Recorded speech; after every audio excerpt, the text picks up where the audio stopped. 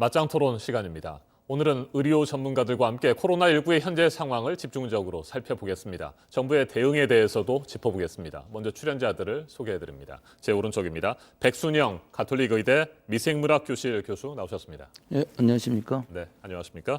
그리고 제 왼쪽입니다. 최재욱 대한의사협회 과학검증위원장입니다. 안녕하세요. 네, 어서 오십시오. 질병관리본부가 어제까지 공식 집계한 국내 코로나19 확진자는 977명입니다. 1000명에 육박하고 있습니다. 사망자는 11명이 됐습니다. 어제 대구를 방문한 문재인 대통령은 대구 경북과 함께 바이러스와의 싸움에서 반드시 승리하겠다고 말했습니다. 그러면서 이번 주 안으로 확진자 증가세에 뚜렷한 변곡점을 만들어내야 한다고 강조했습니다. 토론 시작하겠습니다. 질병관리본부가 어제 공식 발표한 집계에 따르면 144명이 어제 하루 동안 추가로 확진 판정을 받았습니다. 그 전날이죠. 이틀 전에 231명이 하루 동안 늘었던 것과 비교하면 증가세가 조금 줄어든 것 아니냐, 이렇게 볼 수도 있을 것 같은데 두 분께서는 어떻게 판단하시는지 궁금합니다. 먼저 배 교수님. 예, 저희가 2월 18일 날 이 31번 환자가 나오면서 이런 대량 발병이 지금 시작이 됐는데요. 원래 그 전에도 감염원 미상의 환자가 2명은 있었습니다. 29번, 30번이라는 환자는 처음에 서울에서 감염원 미상으로 처음으로 나타났는데 다행히도 서울에서는 그런 대량 확진이 나타나진 않았고요. 이제 31번 환자부터 나타나기 시작했는데 지금 오늘이 2월 26일이니까 데이터가 2월 25일까지 977명, 30배 늘어났습니다. 하루에 2배씩 올라가는 이 증가세를 보였었는데 네. 이것이 어제 100명대로 떨어졌다고 그래갖고 이 증가 추세가 꺾였냐 하면은 꼭 그렇게 보이지는 않습니다. 이것은 그 진단 숫자가 지금 너무 많이 늘어나다 보니까 이 확진 숫자 자체가 좀 떨어지고 그 결과를 다 못 쫓아가서 이런 상황이 나온 것 같고, 이것은 우리가 참고해 볼 만한 것이 중국의 예를 보면 우리로 비교가 되거든요. 중국의 예를 보더라도 이렇게 한꺼번에 숫자가 떨어지는 경우는 없고, 원체 거기 데이터 양이 크니까 그럴 수도 있겠지만 어느 정도 피크를 그리다가 수평으로 가다가 좀 떨어지는 시기인데, 지금은 이게 중국은 떨어지는 시기에 있기는 합니다. 예상으로는 더 다시 올라갈지도 모른다고는 하지만 어찌됐든 그런 그래프를 그리는 것이 일반적인데, 우리나라는 지금 이 상황으로 봐서는 이 그래프가 아직 정점을 찍지 않은 좀 우려되는 상황인 것 같고, 당분간은 좀 이 증가세가 더 갈 것으로 보입니다. 어제 하루 144명이 추가로 확진 판정을 받았는데 이게 의미 있는 감소세로 볼 수 있는 상황은 아니다, 이런 큰 말씀이시군요. 의미가 있는 것은 아닌 것으로 보입니다. 네, 최 교수님은 어떻게 보세요? 네, 백 교수님이 말씀에 동의하고요. 아직 여러 가지 불확실성이 남아 있습니다. 그래서 지금 이 대구 경북 지역도 있고 또 장기 요양시설과 같은 밀집 시설에서 다 추가 감염도 있고 또 그 외에 대구 경북 지역 외에 지역사회 감염에 대한 전모를 아직 정확히 파악이 안 됐기 때문에 지금 현재 추세가 감소세라고 지금 말씀드리긴 어렵고요. 다만 대구 경북 지역 같은 경우는 지금 신천지 교회 명단이 거의 다 파악이 됐고 네. 또 지금 증상이 있는 분 전수 조사하는 과정에 있기 때문에 어느 정도 대구 경북 지역은 타겟이 좀 정해졌습니다. 그래서 그 부분에서는 좀 현재 예측 가능한 범위 내 일부 좀 있다, 이렇게 좀 볼 수 있고요. 오히려 그것보다 좀 이제 고민스러운 지점은 사망자 부분입니다. 그래서 지금 11분의 사망자가 나오셨는데 그중 7분이 이제 청도 대남병원 아닙니까? 그래서 이런 확진자를 좀 빨리 찾아서 치료하는 것도 중요하겠습니다만 사망자를 줄일 수 있는 방법을 어떻게 고민해야 되는지 이 부분이 참 중요하고요. 이 청도 대남병원 같은 경우 지금 코호트 격리를 해서 관리 중입니다만 당초에 있던 한 101분의 입원 환자 중에 지금 83분이 여전히 남아 있습니다. 그래서 이분 중에 적정하게 치료가 좀 더 집중 치료가 필요한 분은 좀 다른 저런 병원을 큰 병원으로 옮겨서 빨리 치료를 좀 다시 들여다보고 사망자가 추가 사망이 나오지 않도록 하는 부분들이 좀 짚어봐야 될 대목인 것 같습니다. 네, 신천지 신도들의 집단 감염에 이어서 집단 감염에 대한 우려는 갈수록 커지고 또 현실화되는 모습도 볼 수가 있습니다. 경북 7곡의 중증 장애인 시설에서 22명이 확진 판정을 받았습니다. 아직까지 크게 번지지는 않았습니다만 교도소에서도 우려가 커지고 있거든요. 교도관이 또 확진 판정을 받았기 때문에 이 집단 감염에 대한 우려, 또 앞으로 이 부분에 대해서는 어떻게 전망을 하시는지요? 예, 우리가 이 사태가 처음 일어났을 때부터 요양원이라든지 요양병원, 또 이 병원의 원내 감염, 특히 원인 불명의 폐렴 환자들을 전수 조사를 해야 된다고 했었는데 실제로 그게 제대로 다 이루어지질 못하고 바로 쫓아가지를 못해서 이런 상황이 됐었고요.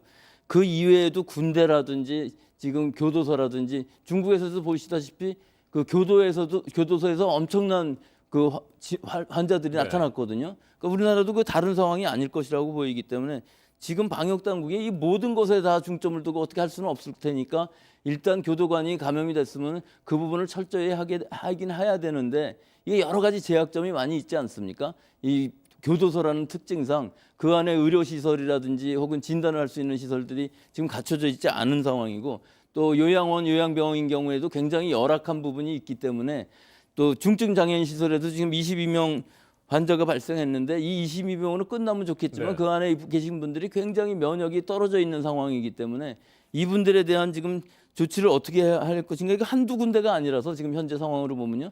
이 대남병원 같은 경우는 더 심각하죠.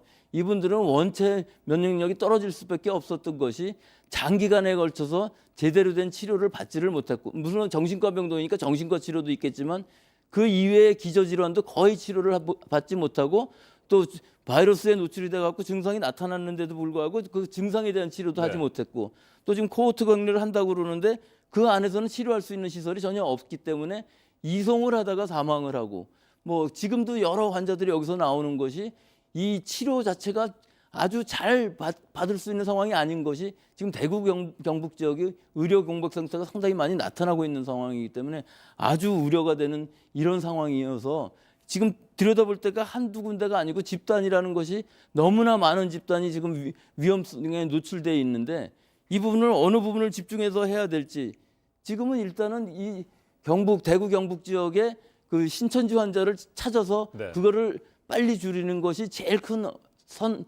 현재적으로 해야 될 임무이겠지만 그 외의 지역들을 보면은 너무나 우려되는 부분들이 많아서 사실 방역 당국으로서도 그런 데에 고민이 너무 많을 것 같습니다. 알겠습니다. 한 말씀드리면요. 네, 말씀하시죠. 그 대구 경북 지역은 그래서 병원 감염에서 특히 문제가 된 폐렴 환자들을 전수 조사를 시행했습니다. 그래서 한 500여 분 조사를 해서 그 중에 지금 5명 확진자가 나왔고요. 지금 이제 교수님 말씀하신 대로 그런 방식으로 집중적으로 우선순위를 두고 해야 될 부분을 지금 하나씩 해결해 가는데 문제는 이 대구 경북 지역에 지금 의료기관의 인력이 지금 거의 소진돼서 지금 전국의 대구시 의사회장이 전국 의사회에 공문을 네. 호소문을 뿌렸습니다. 지금 당장 의료인이 필요하다. 그래서 검사를 하고 싶어도 치료를 하고 싶어도 이런 상황이기 때문에 이런 좀 전국적으로 의료계 또 물자 또 이런 시설에 대한 공급이 빨리 돼야 그런 우선순위로 지금 정해놓은 그런 부분의 검사를 빨리 시행할 수 있을 거라고 생각합니다. 네. 병원이나 요양원 등에서 집단 감염이 발생하는 경우도 문제이겠습니다만 교도소에서 집단 감염이 본격화된다면 이것도 뭐 걷잡을 수 없는 상황으로 번지지 않을까 싶습니다. 병원의 경우에는 뭐 다른 병원으로 이송해서라도 1인 격리가 가능할 텐데 교도소는 그게 사실상 쉽지 않잖아요. 네, 뭐 같은 네. 경우라고 볼 수 있고요. 지금은 집단 요양시설에서의 감염도 관리도 역시 우선 증상이 있는 사람도 찾고 그 증상이 있는 분 중에서 확진 검사를 빨리 시행하고 그 확진 검사 시행 내에서 이제 접촉자를 찾아가는 방식으로 해야 되고요. 다행인 것은 뭐 교도소라고 이렇게 표현을 좀 이렇게 해서 좀 죄송합니다만 일단 거기는 외부의 접촉이 그래도 좀 차단이 돼 있고 한정이 돼 있습니다. 그래서 좀 일단 환자 찾더라도 군대도 마찬가지입니다만 관리는 좀 쉬울 수 있습니다. 그런데 그러한 집단 이 시설에 대한 전수조사가 있어야 되는데 아직은 그렇게 하고 있지 못한 부분들이 이제 좀 앞으로의 과제겠죠. 네, 문재인 대통령이 어제 대구를 방문해서 얘기를 했던 것처럼 현재 가장 큰 문제는 시간과 속도인 것 같습니다. 이번 주 안에 확진자 증가세가 꺾일 수 있는 그런 변곡점이 마련돼야 한다라고 문재인 대통령도 강조를 했는데 그 변곡점 맞이할 수 있겠습니까? 그걸 그렇게 만들어야 된다는 게 우선 문제가 있습니다. 네. 이것은 지금 컨트롤할 수 있는 상황이 아니고요. 우리가 그 상황을 쫓아가면서 최선의 방어책을 만들어야 되는데 이번 주 안에 뭘 해결하라는 것은 너무 급한 일이고요. 아직 이 정점에서 벗어나지를 못하고 있는 상황에서 이것을 어떻게 하든지 환자 수가 늘어나는 것이 중요한 것이 아니라 이 확산세가 꺾여야 되는 이 변곡점의 얘기인데 그건 우리가 알 수가 없습니다. 따라서 이런 것들은 인위적으로 뭘 어떻게 해야 된다. 뭐 4주 안에 할 수 있겠다 하는 것이 아니라 4주라는 얘기도 4주를 목표로 해서 우리가 이런 총공격을 하겠다는 의미가 돼야 되는데 이런 부분들이 좀 문제가 있는 것 같습니다. 발언을 하시더라도 좀 이 전문가들, 그 질병관리본부라든지 이런 전문가들 굉장히 많지 않습니까? 그런 사람들의 의견을 좀 들어야 되는데 그게 아니고 어떻게 정무적으로 발언들을 계속 하시는 것 네. 같아서 그런 부분들은 오히려 방역을 하는 데 있어서는 방해가 될 것 같은 생각이 돼서요. 이런 부분들이 컨트롤 타워가 지금 총리를 올라갔다 할지라도 실제 이런 결정을 하는데 모든 발언을 하는 데 있어서는 질병관리본부의 그 전문가 집단의 의견을 잘 들어서 어느 정도 상태를 확인을 하셔야지 지금 상황을 잘 모르시고 얘기하시는 것 같은 좀 불안감이 드는 네, 게 그러니까 사실입니다. 백 교수님의 말씀을 다시 한번 정리를 해보면 무리하게 변곡점의 목표 시점을 정해놓고 밀어붙이다 보면 예상하지 못했던 부작용들이 발생할 수 있다 이런 겁니까? 글쎄요, 무리하게 예를 들어서 저 네. 이런 예를 들어보겠습니다. 올해 경제 목표를 성장률을 3%로 만들라 이렇게 얘기하면은 뭐 억지로 해서 만들려면 여러 가지 부작용이 따르지 않겠습니까? 이 감염병은 더 하거든요. 지금 선택과 집중을 해야 되는데 그 수치에 맞추는 게 그 무슨 중요한 점이 있겠습니까? 검사 덜 하면은 분명히 떨어집니다. 그 떨어지는 게 그렇게 중요한 게 아니거든요. 지금 사실 일본도 비슷한 것 같아요. 일본에 전체적으로 우리보다 훨씬 더 환자가 많을 것 같은 상황인데 진단을 별로 안 해서 숫자가 굉장히 적거든요. 그러니까 이런 데이터상에 떨어지고 안 떨어지고 하는 문제를 지금 얘기할 게 아니라 어떻게 하든지 이 대구 경북 지역에서 일어나는 이 확산 사태를 딴 데로까지 가지 않게끔 또 우리 통제를 할 수 있는 지금 완화 정책밖에 안 되는 것인데 그 예를 들어서 9천 몇백 명을 다 쫓아가서 뭘 어떻게 접점을 찾기는 지금 벌써 불가능한 상황 아니겠습니까? 그러니까 이런 그 정치적인 또 제가 뭐 이 정치적인 얘기를 할 만한 위치에 있지는 않지만 이 대통령 총리 뭐 거기 내려가시는 건 좋지만 가만히 잘 생각해 보면은 거의 의전이나 회의가 많아지고 실제 방역에 관한 거는 더 줄어들 수도 있는 이런 우려가 돼서 그 부분을 지금 짚었습니다. 알겠습니다. 최 교수님께서는 문 대통령이 얘기했던 이번 주 안에 변곡점을 만들어야 한다는 얘기 어떻게 평가하십니까? 네, 이제 공중보건학적으로는 나름대로의 그럼 전망을 저희가 과학자들이나 해당 방역 당국자 그렇게 할 수 있을 것 같습니다. 또 그렇게 예측도 가능하고요. 그런 예측을 한 근거로는 지금 유증상자 환자를 전수조사한다고 발표했고요. 네. 그러면 가능할 것 같습니다. 그리고 또 아까 폐렴 환자 같은 지금 심각한 사람들 먼저 조사를 했고요.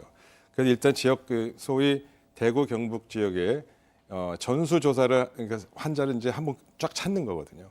그렇게 찾는 거를 잠복기를 고려해서 14일이니까 두 번 잠복기인 28일 내에 찾고 하면은 어느 정도 컨트롤이 되겠다. 그다음에 두 번째로 뭐 봉쇄라는 용어가 좀 여러 가지 이제 혼란을 부었지만 이제 전파 사람 간의 이동 즉 사람을 통해서 바이러스가 가는 거니까 네. 이동을 차단하면 최소한 28일 내에는 어느 정도 관리가 될 수는 되지 않겠냐라는 그런 전망과 그런 전략하에서 지금 모든 일이 이루어지는데 백 교수님 말씀하신 대로 위기관리 소통 즉 대국민의 메시지를 보내는 차원에서는 상당히 좀 부담이 좀 될 겁니다. 방역하시는 분들이 이게 안 되면 어떡하지? 이제 그다음에 또 반대로 국민 입장에서는 사실 낙관론을 보여줘야죠. 국민들에게 희망을 주고 경제도 살려야 되니까. 그러나 이 위기관 소통의 가장 중요한 문제 중 하나는 설사 그런 희망을 부르게 하더라도 자칫 그 부분이 불확실성에 의해서 틀리게 되면 네.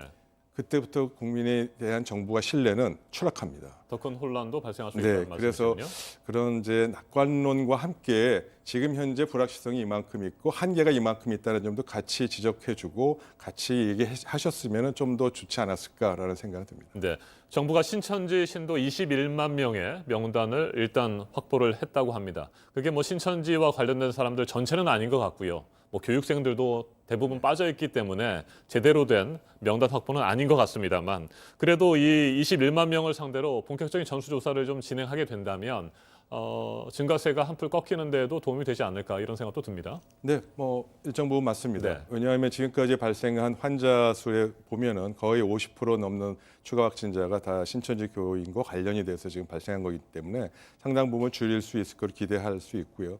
다만 21만 명 전수를 조사하느냐에 대한 지금 당장의 시급성의 관점에서 보면 왜 다른 지역의 환자도 많이 나오니까 그 부분은 좀 이제 판단해 볼 문제입니다. 우선 유증상자를 먼저 하는 것이 필요하겠고 또 그 21만 명 중에서는 소위 뭐 성도라고 얘기하는 분 이외에 교육생 혹은 이제 잠재적인 이제 네. 신도 가능성까지 포함한 모든 걸 포함한 것이라서 확대할 필요에 대한 부분은 좀 우선순위를 두고 봐야 되고요.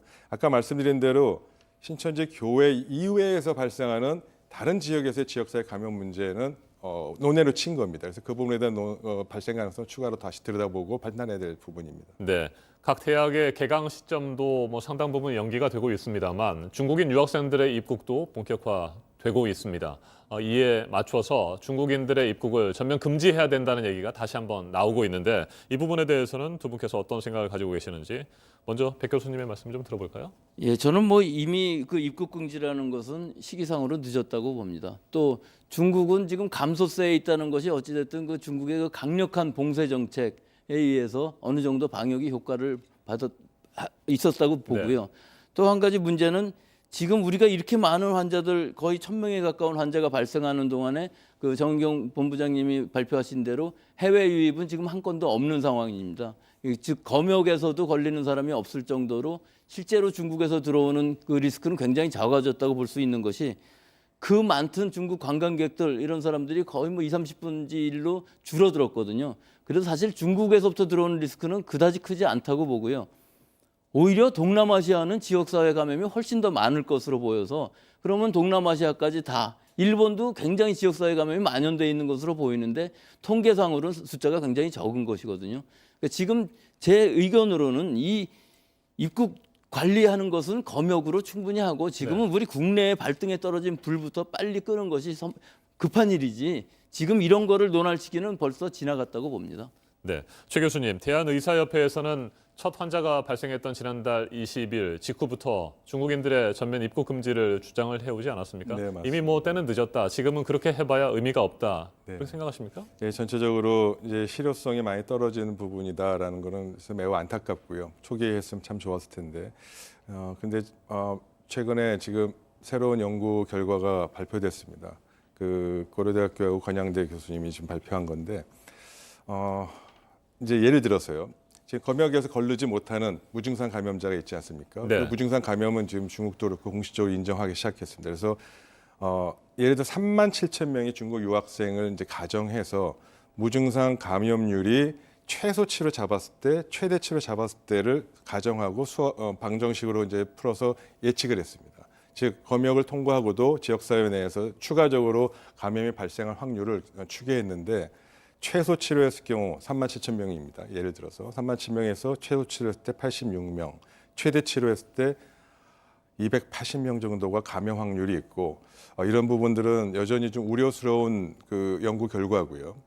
그래서 검역을 통과하고도 그 정도 발생할 수 있다는 거니까요. 그래서 혹시라도 있을 그런 추가 감염이 해외에서 유입되는 그런 상황을 대비해서 지금 이제 학교에서 중국 유학생들이 이제 많이 숫자가 줄었습니다만 기숙사의 격리 조치라고 얘기하면 그렇고 자가격리하는 중 아닙니까? 그래서 여기에서 추가로 발생한 환자 가능성이 좀 예견된 바니까 이런 부분에서 어떻게 관리할 것인지, 어떻게 이 부분을 집중적으로 빨리 조기 진단하고 감시할 것인지에 대한 조금 선제적인 조치는 좀 필요해 보입니다. 알겠습니다. 끝으로 한 가지 질문만 더 드리도록 하겠습니다. 지금 뉴스를 시청하고 계시는 분들도 그렇고 뭐 많은 국민들께서 가장 궁금해하는 것들은 과연 이 코로나19 사태가 언제까지 이어질 것이냐 하는 부분입니다. 이건 뭐 전문가 여러분께서도 쉽게 예단할 수 없는 상황인 것은 분명합니다. 그러나 두 분께서는 어떻게 전망하고 계시는지 궁금해서 제가 질문을 드립니다. 백 교수님, 이거 언제까지 이어질까요?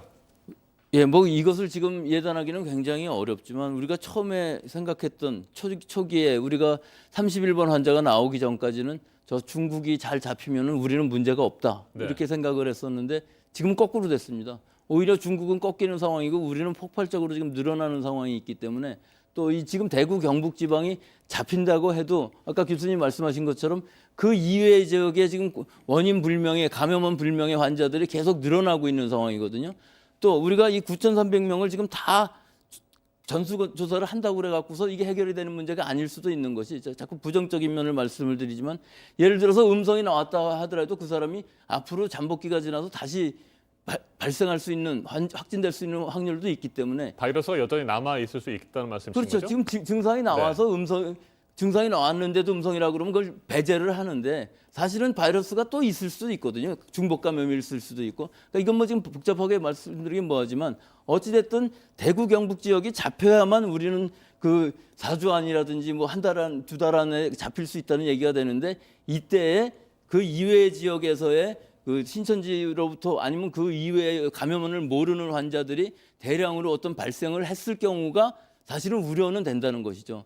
지금으로 봐서는 이 확산세가 꺾여주면 좋겠는데 여기서 또 멈춰주면 좋겠는데 실제 그 외에 특히 수도권이라든지 서울이라든지 이런 데에서 감염원이 불명한 환자들이 상당히 나오고 있기 때문에 지금은 이런 여력이 없습니다. 여기까지 다 찾아갈. 또 지금은 이런 봉쇄 정책을 필 시기도 아니기 때문에 완화 정책을 쓸 수밖에 없어서 이런 부분에 지금 중점을 두지 못하고 있는 것은 현실이지만 이런 우려 때문에 과연 이게 잘 멈출 수 있으면 네. 좋겠지만 멈추지 못한다면은 우리뿐만 아니라 동남아시아 지금 이태리 같은 데서도 굉장히 문제가 되고 있거든요.